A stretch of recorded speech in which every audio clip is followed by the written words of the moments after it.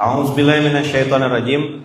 Bismillahirrahmanirrahim. Assalamualaikum warahmatullahi wabarakatuh. Alhamdulillahirabbil alamin. Allahumma shalli ala sayidina Muhammad wa ala ali sayidina Muhammad. Qala rabbi shrah li sadri wa yassir li amri wahlul 'uqdatam min lisani yafqahu qawli, amma ba'd.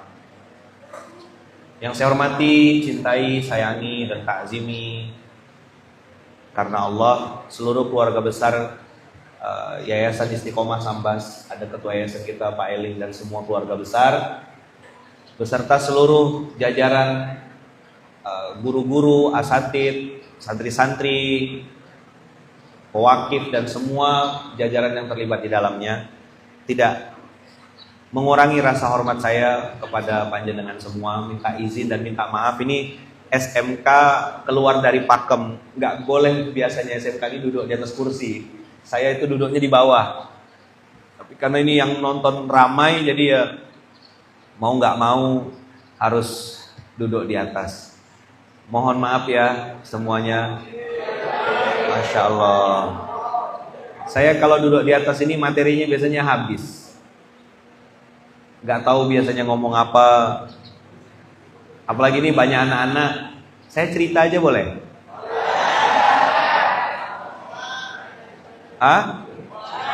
Boleh. Baik. Ada seorang pengemis. Ada seorang apa? Dia bawa mangkok. Kemana-mana bawa mangkok untuk minta. Satu hari dia ketemu sama seorang dokter yang kerjaannya itu suka ngasih dia uang. Dia ngemis pakai mangkok, mangkok itu dibawa lalu dikasih ke pengemis tersebut. Apa kata si pengemis? Pengemisnya bilang gini, betapa beruntungnya Anda wahai Tuan, punya mobil bagus, punya harta yang banyak, punya pekerjaan yang layak. Tidak seperti saya, kerjanya cuma minta. Apa yang dimiliki Pak Dokter? Mobil bagus. Terus?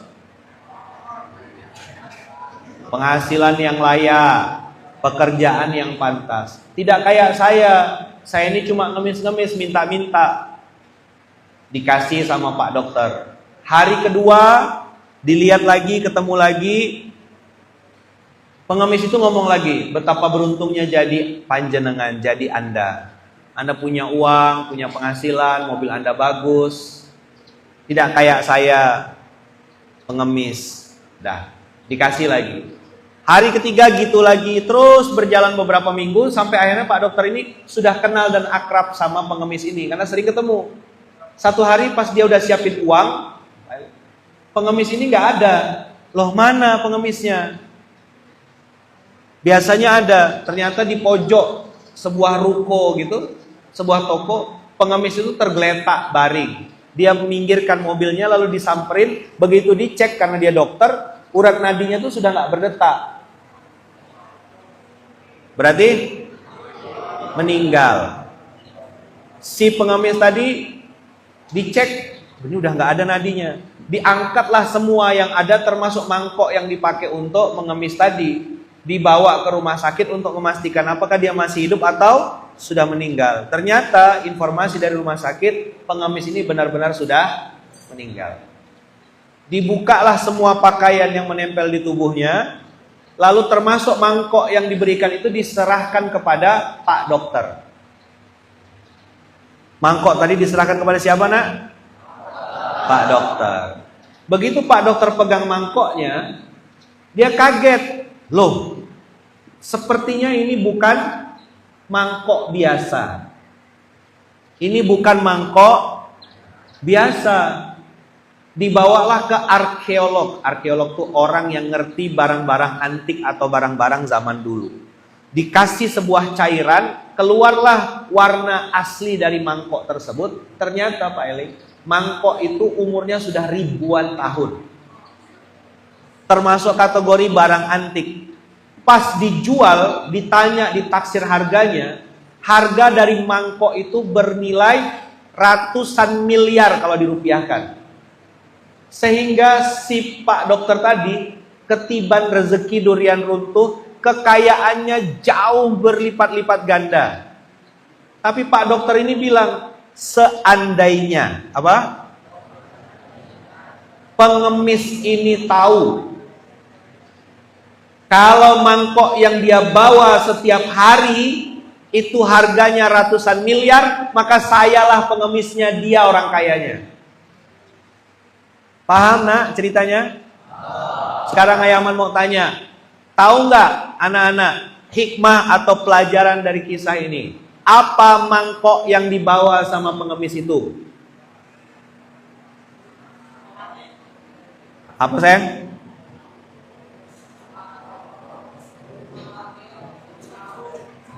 Apa mangkok itu?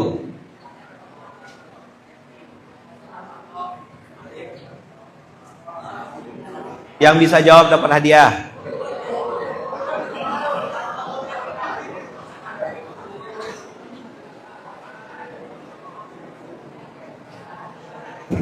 Udah?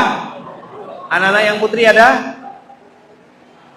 Kalau salah nggak apa-apa, jangan takut salah nak. Jawab aja. Apa mangkok itu? Nah, ada yang bisa jawab? Dengarkan baik-baik ya sayang ya. Nah, mangkok itu bernama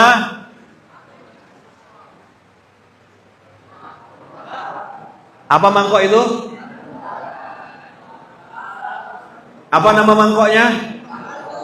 Umurnya sudah berapa tahun? 1400 tahun lebih. Hanya dipakai untuk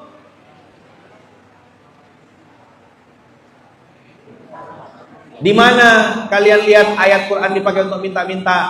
Di proposal. Di mana ayat Quran dipakai untuk minta-minta? Mohon maaf ya, Ayaman ngomong apa adanya. Dipakai untuk jadi pembicaraan antar hafiz Quran. Kamu imam tarawih di situ dibayar berapa? Entok piro? Dibayar berapa? Itu namanya menggunakan Quran untuk ngemis, memalukan. Nggak ada di sini, tenang aja, bukan di Istiqomah Sambas. Di sana Samudra Atlantik kedalaman 731. Berapa? Banyak orang ngerasa nggak dapat apa-apa dengan Quran. Aku ngapain hafal Quran? Untuk apa ngapalin Quran? Ngapain sih madrasah sudah belajar Quran? Untuk apa ngapalin Quran? Nggak ada gunanya untuk kehidupan. Itulah berarti dia menggunakan Quran seperti mangkok untuk. Ayaman marah nggak ngetes mic ini suaranya pas nggak gitu. Banyak orang hari ini berinteraksi sama Quran, menganggap Quran tidak menjadi solusi hidupnya.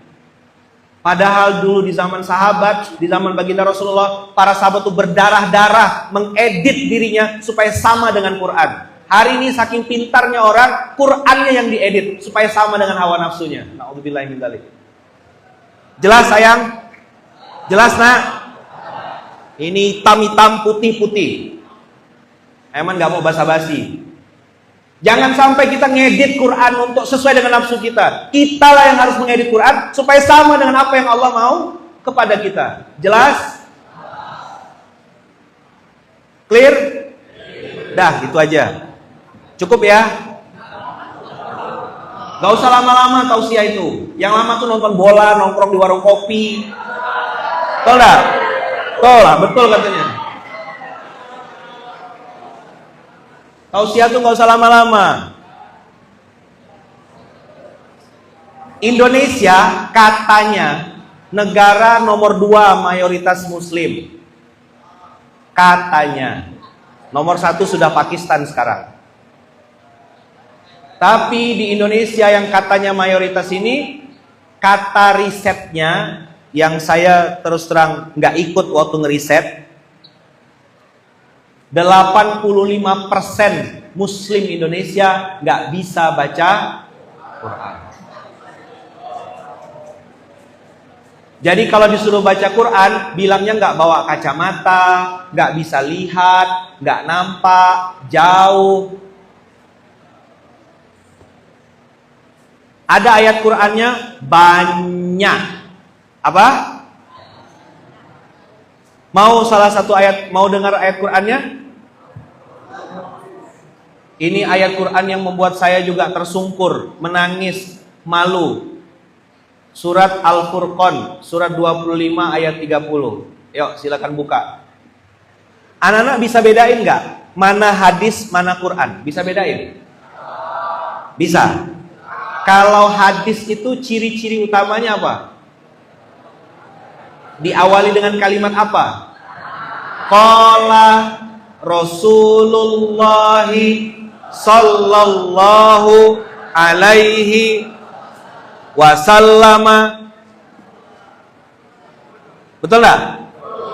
Jadi kalau ada kata-kata qala Rasulullah itu hadis. Tapi kalau qala Allahu ta'ala Quran. Jelas saya? Siapa yang pegang Quran? Atau di tangannya ada Quran? Coba lihat. Atau Qurannya sudah di luar kepala? Di luar kepala itu berarti udah nggak ada lagi sama sekali.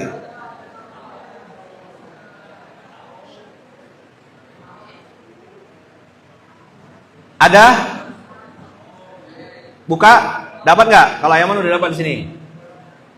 Maksudnya anak-anak atau guru bantu pegang supaya bisa ngecek gitu. Surat 25. Ustadz, udah dapat Ustadz? Al-Furqan 25 ayat 30. Ayo. Bismillahirrahmanirrahim. A'udzubillahi minasyaitonirrajim. Bismillahirrahmanirrahim. Apa bunyinya? Apa Ustadz? Wa qalar ar-rasulu. Wa qalar rasulu. Lanjut. Ya Rabbi. Ayo anak-anak ikut ayaman ya. Wa qalar rasulu. Ya Rabbi. Inna qaumi ittakhadhu hadzal qur'ana mahjura. Wa qala ar-rasulu ya Rabbi inna qaumi ittakhadhu hadzal qur'ana mahjura. Nah, tadi bedanya hadis dengan Quran apa? Kalau hadis qala Rasul. Kalau Quran qala Allah Ta'ala. Sekarang ayat ini bunyinya gimana, Nak? Qalar. Ayo.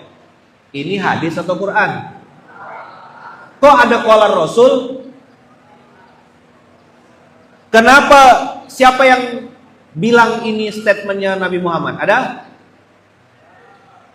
Dari mana tahu kalau ini adalah ucapannya Nabi Muhammad SAW? Ada yang bisa kasih argumen?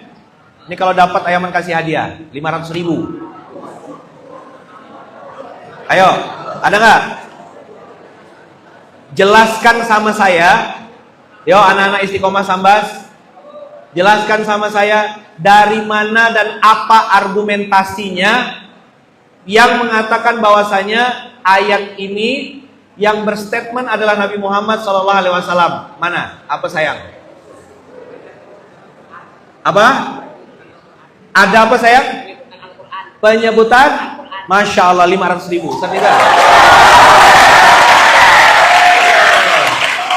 Cash. Mana sini? Yang menyerahkan ketua yayasan. Tolong siapkan Ustaz Nizar. Saya sudah niat. Salam dulu. Cerdas ini, masya Allah. Bukan alim soleh. Pak Eling yang menyerahkan, ketua yayasan.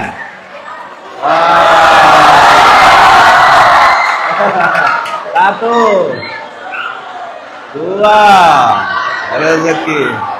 3, 4, 5. Alhamdulillah. Oh, betul. Oh, ada.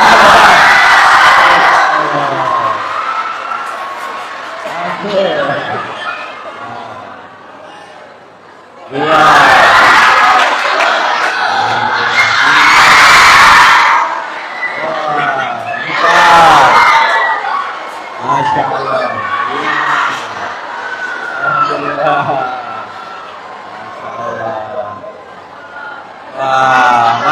Takbir. Cerdas. Itu rezeki anak soleh. Alhamdulillah. Sebentar. Tarik nafas dulu. Kalau tarik nafas gak mempan, coba tarik tunai ya. Alhamdulillah. Ini tadabbur Qur'annya makin cerdas karena ada Soekarno-Hattanya. Jadi Ayaman itu waktu lihat ayat ini, ini harusnya hadis. Tapi ada lafaz hadzal Qur'an. Karena nabi-nabi yang lain kitab sucinya bukan Quran. Ada Zabur, ada Taurat, ada Injil. Ayat ini 25 Al-Furqan ayat 30 spesifik baginda Rasulullah mengatakan hadzal Quran. Yang jadi pertanyaan dan tadabur kepada kita adalah kenapa statement Rasulullah dimasukkan ke dalam Quran? Jelas? Berarti kalau ada ucapan Rasul yang sampai dimasukkan ke dalam Quran, artinya penting banget. Ar-Rasulnya, alif lamnya itu memang tidak disebutkan Rasulullah kah, Muhammad kah, tidak. Kalau di ayat ya Musa, ya Adam, langsung di-mention namanya. Tapi Allah tidak pernah langsung menyebut nama ya Muhammad, tidak pernah. Pasti pakai lafaz yang simbolnya simbol penghormatan. Ya Rasul, ya waqalar Rasul, ya ayyuhan nabiyyu. Coba perhatikan nak, kalau anak-anak menghafalkan Quran. Maksud Ayaman kenapa tadi cerita mangkok dan cerita Quran ayat ini? Pagi ini Ayaman cuma ngasih satu aja nak, satu ayat ini aja. Hafalkan sampai di luar kepala. Waqalar Rasulu, ayo. Ya Rabbi, inna qaumi ittakhadu hadzal Qur'ana mahjuro. Mahjuro satu kata dengan kata-kata hajaro atau hijrah. Bahasa orang sekarang itu hijrah. Artinya sesuatu yang ditinggalkan jauh di belakang. Kapan dia pakai Quran nah? Kapan dia pakai Quran? Nanti kalau syukuran rumah. Itu pun dia tanya, Ustadz, apa bacanya kalau rumah baru? Diamalin berapa kali? Itulah contoh orang-orang yang menjadikan Quran mahjuro. Nyambung? Termasuk tadi obrolan anak-anak muda yang bilang, kamu kalau jadi imam taraweh di masjid itu dibayar berapa? Itu juga menjadikan Quran sebagai mahjuro. Quran ditulis di kertas, digulung-gulung, masukkan dalam botol, digantung di depan pintu untuk penglaris. Itu namanya mahjuro. Nyambung nak? Nyambung sayang? Sip? Sampun? Sampun. Ayat ini kalau Ayaman mentadaburinya, terasa sekali kesedihan baginda Rasulullah. Berdarah-darah 23 tahun menunggu Quran ini turun. Umatnya hari ini menganggap Quran sebagai perhiasan. Saya nikah dengan fulan bin fulan, dengan mas kawin seperangkat alat sholat. Dan Quran yang gak pernah dibaca tunai gitu kan. Berapa banyak orang yang ninggalin? Berapa banyak nanti yang jadi hamba Ramadan? Hamba Ramadan. Apa tuh maksudnya hamba Ramadan? Dia hanya pakai Quran, baca Quran, tadarus Quran pas Ramadan aja. Selesai Ramadan, Qurannya masuk, berangkas lagi. Bahkan banyak hari ini nak, orang lebih hafal di mana meletakkan sertifikat rumah, sertifikat tanah, ketimbang ditanya di mana Quranmu disimpan. Coba lihat Qurannya disusun di mana. Mana yang disimpan di kotak yang berharga? Di brankas, mana? Apa yang disimpan di surat-surat berharga katanya kan? Istilahnya surat-surat berharga kan nak? ada saham, ada apa, simpannya di mana? Ini mungkin nggak dimasukin berangkas, surat berharga? Enggak. Ini nggak masuk kategori surat berharga. Padahal si pengemis tadi yang dibilang sama Pak Dokter, kamu beruntung sekali Pak Dokter, punya mobil bagus, punya rumah bagus, penghasilan bagus, tidak kayak saya pengemis. Begitu Pak Dokter jual itu mangkok di tangan yang tepat, Pak Dokter jauh lebih kaya dibanding, kata Pak Dokter, seandainya pengemis ini tahu apa yang dibawanya setiap hari, maka sayalah yang pengemisnya, dialah orang kayanya. Berapa banyak orang-orang yang hari ini kenal, berinteraksi sama Quran, tapi nggak menjadikan hidupnya berubah dengan Al-Quran. Maka ada istilah dalam hafalan Quran, sesama penuntut ilmu Quran, Ayaman menyampaikan ini tidak bermaksud untuk mengatakan Ayaman masih belajar juga, nah, masih sampai detik ini. Ini Quran saya yang kedua sepulang saya dari Malaysia. Quran pertama saya sudah hancur, udah habis isinya. Ini kalau teman-teman lihat isinya, coret-coretan semua. Bagi saya ini kompas hidup dan kehidupan. Jadi kalau saya mau ngelangkah sesuatu, saya harus lihat dulu, kira-kira Allah bilang apa ya untuk kehidupan saya. Sebelum saya melakukan sesuatu, saya harus nyontek. Anak-anak pernah ujian di sini? Siapa kelas yang paling rendah di sini? Ada nggak? Ada kelas paling rendah di sini? Maksudnya kelas 1 atau kelas berapa? Ananda kelas berapa sayang? 7. Berarti ini. Anak kelas 7. Ini kita diskusi ya. Anak kelas 7 dikasih soal filsafat matematika. Kelasnya doktor S3. Pilihan ganda 60 soal. Harus selesai dalam waktu 1 jam. Filsafat matematika, doktor S3, pilihan ganda 60 soal dalam waktu, bisa nggak menyelesaikan? Ayo jawab. Kelas 7. Bisa nggak? Sekarang saya ganti. Ini anak, tiba-tiba ada orang yang mengatakan, siapa namanya sayang? Daksen. Oke. Daksen ini apa? Siapa? Yakzen. Oke, Y. Oke, Yakzen ini bisa menjawab 60 soal filsafat matematika dalam waktu 15 menit. Dan pasti betul semua. Yang ngomong sama dia, yang ngomong begitu barusan, adalah anak yang lebih kecil lagi. Usianya SD kelas 3. Anak-anak semua yang ada di sini, termasuk bapak-bapak, percaya nggak statement anak kecil yang ngomong kelas 3 ini? Apa yang akan antum bilang sama anak kecil yang kelas 3 ini? Kamu masih kecil, gila misalnya gitu ya. Terus anak kecil ini anggaplah namanya Ahmad. Ahmad bilang begini, oh enggak, saya enggak gila, saya waras, saya berani jamin. Teman saya, kakak saya yang namanya Yakzen ini akan selesai menyelesaikan soal ini 60 pertanyaan, pilihan ganda, kurang dari 15 menit dan pasti betul semua.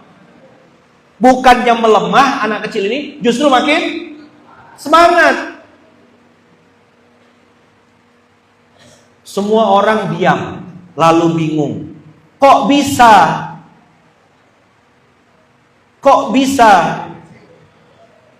Kata si Ahmad, saya berani jamin 15 menit pasti beres. Pasti benar. Bukan insya Allah benar, pasti benar. Kok bisa Ahmad? Kata Ahmad, yang bikin soal bapak saya. Saya pegang kunci jawabannya. Yakzan, nomor 1A, nomor 2B, nomor 3C, nomor 4E, nomor 5D. Selesai gak Yakzan? Selesai gak? Habis gak 60 soal? Nah, hidup ini penuh ujian. Jangan sombong. Buka kunci jawabannya sayang. Buka kunci jawabannya nak. Hai guru-guru, ustaz-ustazah, hidupmu sudah banyak persoalan. Buka kunci jawabannya. Allah suruh open book, buka. Jangan pakai cara sendiri. Dalam bahasa Eropa ada istilah iso rumongso, apa? Dengan rumongso iso. Yang nyungsap, yang babak belur, itu yang iso rumongso atau yang rumongso iso? Ayaman marah nih, enggak, ngetes mic aja. Tadi pagi sahurnya rawon, jadi agak rawon yang nggak ada dagingnya di dalamnya.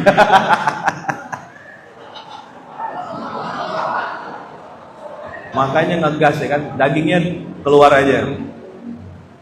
Buka kunci jawabannya nak. Allah bilang ikra kitabak kafa binafsikal yauma 'alaika hasiba. Begitu ngadapin orang yang nggak suka sama kita, idfa billati hiya ahsan. Oh gini cara ngelawannya. Begitu ada sesuatu harta kita diambil sama Allah, kita bilang inna lillahi wa inna ilaihi raji'un. Jelas sayang. Sekarang SMP nih masalahnya paling sepatu hilang, baju jatuh, bilangnya hilang sama orang tua, uang jajan, itu aja masalah kalian. Nanti begitu naik, mulai nambah masalah baru.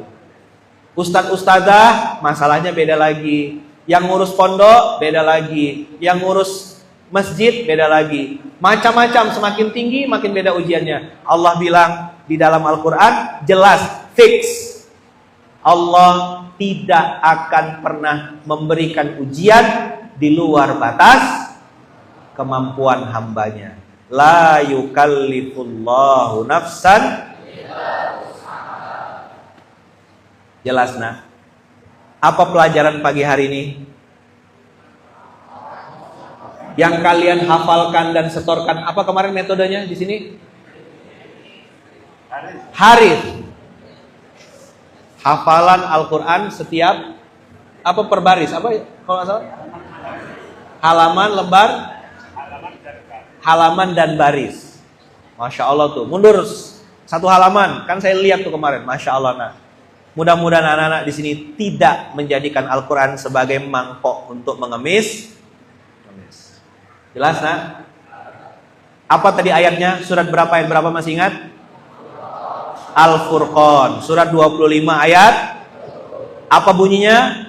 Wa qalar rasulu ya Rabbi inna qaumi ittakhadhu hadzal qur'ana mahjura. Apalagi ayaman contoh Quran itu mahjuro. Satu hari ada orang datang konsultasi, tanya, Ustadz, saya ini punya hutang, saya ini punya masalah, apa yang harus saya lakukan? Pak, buka Quran. Kata ustadznya, Quran surat At-Tolak, surat 65 ayat 2 sampai 3. Wa may yattaqillaha yaj'al lahu makhraja wa yarzuqhu min haitsu la yahtasib. Siapa yang bertakwa kepada Allah akan dikasih jalan keluar dan dikasih rezeki dari arah tak disangka-sangka. Di luar prediksi, di luar nurul si ustadz, di luar apa pikirannya ustadz, orang yang datang ini konsultasi nanyanya gimana? Tahu? Ustadz, ayat ini berapa kali saya baca? Berapa kali saya amalkan? Pernah dengar kayak gini nak? Nggak pernah dengar ya kalau anak-anak. Kalau orang tua tahu tuh. Berapa kali ustadz ngamalkannya? Berapa kali bacanya? Orang lagi ngasih tahu esensi dari ayatnya, dia malah nanya berapa kali ngamalinnya. Inilah yang terjadi nah hari ini. Ayat-ayat Al-Quran jadi pajangan, ayat Al-Quran jadi penglaris, ditulis-tulis dalam kertas, masukin botol, dijadikan penglaris, disimpan di laci kasir. Tapi itu bukan di sini, sana jauh sekali. Di mana? Samudra Atlantik. Al-Quran hanya jadi pajangan atau Al-Quran jadi pameran. Jadi apa? Apa yang bisa didapat pagi hari ini nak? Jadi yang kalian setiap hari berinteraksi baca itu harganya tak ternilai. Jangan sampai ini barang ya Al-Quran ini menjadi sesuatu yang mahjuro. Ini membuat sedih Kanjeng Nabi, membuat sedih baginda Rasulullah SAW. Semoga kita bisa sama-sama menjaga Al-Quran ini. Jelas? Sampun. Itu dulu. Apa? Karena baju saya sudah basah, berkeringat, alhamdulillah. Karena ini ayat juga yang bikin saya menangis dan bertaubat. Ayat ini yang bikin saya hari itu marah sama diri saya sendiri. Kemana aja aku 10 tahun, 15 tahun meninggalkan Quran. Dan saya tidak mau anak-anak saya mengulang kesalahan dan kebodohan saya. Para ustadz, mohon maaf kalau mungkin gaya pembawaan saya nggak cocok sama antum. Tapi saya nggak pengen basa-basi di sini. Saya nggak pengen kalimat-kalimat saya ini kalimat-kalimat yang hanya untuk menyenangkan antum sesaat. Saya nganggap ini adalah pertemuan terakhir. Saya nggak pernah tahu kapan umur saya, karena ayah kandung saya itu meninggal nggak pakai sakit. Ayah kandung Ayaman itu di Jakarta lagi segar-segar sehat-sehatnya, nanya, habis bertanya, beliau dijawab pertanyaannya seperti apa pemimpin yang rahmatan lil alamin, dijawab sama pembicaranya begini, seperti baginda Rasulullah. Gimana Pak, Bapak puas? Ya, saya puas dengan jawabannya. Beliau minum air putih 1 gelas, belum selesai minum air putihnya, gelasnya diletakkan, beliau pun langsung meletakkan kepalanya dan meninggal dunia. Mati itu nomor cabut, bukan nomor urut. Maka yang masih punya utang, cepat bayar utangmu mumpung masih hidup, jangan banyak gaya. Coba diulang. Jangan banyak, nanti banyak tekanan. Hai guys, aku lagi di sini guys. Nggak ada di sini, nggak ada di sini. Di mana adanya tadi? Samudra. Terima kasih banyak keluarga besar Yayasan Istiqomah Sambas Pendidikan. Mudah-mudahan cerita dari Ayaman tadi, cerita tentang mangkok tadi menyemangati kita untuk tidak berinteraksi sama Quran hanya di bulan Ramadan saja. Tidak berinfak hanya di bulan Ramadan saja. Tidak jadi orang baik hanya di bulan Ramadan saja. Karena kita bukan budak atau hamba Ramadan, tapi kita adalah hamba Allah. Lanjutkan apa? Kebaikan-kebaikan Ramadan di bulan Syawal, Zulqa'dah, Zulhijjah dan seterusnya. Ini yang bisa Ayaman sampaikan. Mudah-mudahan Allah berkahi dan ridhoi kita. Kita doakan yayasan atau lembaga pendidikan ini semakin bertambah keberkahannya. Semua orang-orang baik yang ada di dalamnya, ketua yayasannya, pewakifnya, muhsininnya, semuanya, santri-santrinya, guru-gurunya, murid-muridnya, semuanya, bahkan yang mungut sampah, yang ngecat, yang masak, siapapun yang terlibat di tempat ini, semoga Allah muliakan dunia dan akhirat. Allah bukakan pintu-pintu rezeki baru yang banyak, yang halal, yang berkah, tanpa bermaksiat kepada Allah. Allah jadikan anak-anak ini, santri-santri ini jadi pemimpin-pemimpin di masa akan datang. Jadi qurrata a'yun waja'alna lil muttaqina imama. Al-Fatihah. A'udzubillahi minasyaitonirrajim. Bismillahirrahmanirrahim. Alhamdulillahirabbil alamin. Arrahmanirrahim. Maliki yaumiddin. Iyyaka na'budu wa iyyaka nasta'in. Ihdinas siratal mustaqim. Siratal ladzina an'amta 'alaihim ghairil maghdubi 'alaihim.